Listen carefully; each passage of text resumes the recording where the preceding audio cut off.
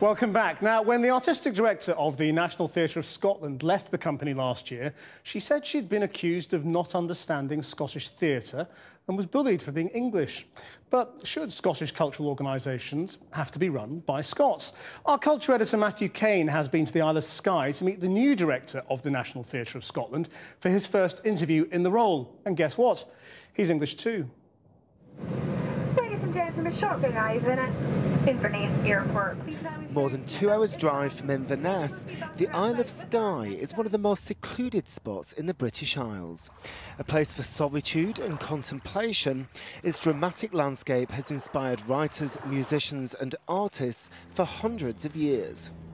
Making the long journey to Skye, you really get a sense of just how remote certain parts of Scotland are and how this has fed into the National Theatre of Scotland's unique identity as a touring theatre without walls.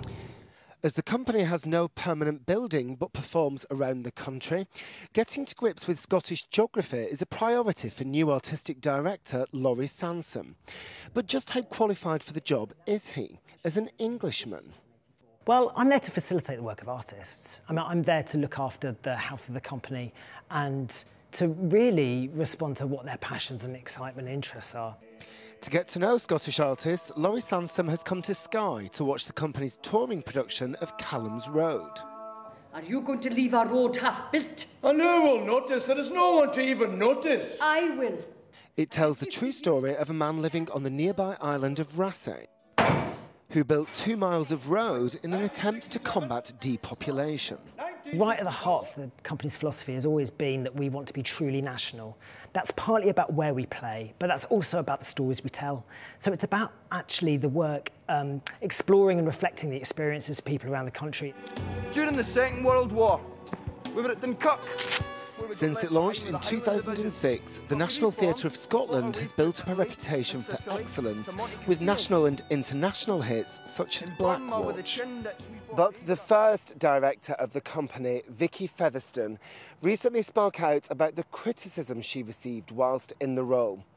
She said she'd been accused of not understanding Scottish theatre and bullied for being English, an experience which she said left her feeling paralysed and unable to do her job. Have you experienced any of this? There are some dissenting voices, I suppose, about when an English person in particular is taking on a leadership position of a national company. They exist, but it's a very small minority. It's not been my experience. And actually, I think it's a spurious debate. To check he is indeed the right man for the job, Channel 4 News has come up with a quiz about the history of Scottish theatre. Who wrote a satire of the Three Estates? David Lindsay. Correct. What was the seminal work of 784 Scotland? The Cheviot, the Stag and the Black Oil. Is that the one you had on your list, Matt? Correct. And finally, some of the most popular plays ever produced in Scotland were John Burns' trilogy, set in a Paisley carpet factory. Can you name the trilogy or can you name the plays? Well, it was the Slab Boys trilogy. Correct. 3 out of 3. But whether this is enough to silence the dissenters remains to be seen. And with next year's referendum on independence, the issue is only set to intensify. Perhaps as a preemptive strike, one of Laurie Sansom's first commissions is a new play exploring what it means to be Scottish, provocatively titled The Great Don't Know Show. Matthew Cain, Channel 4 News, the Isle of Skye.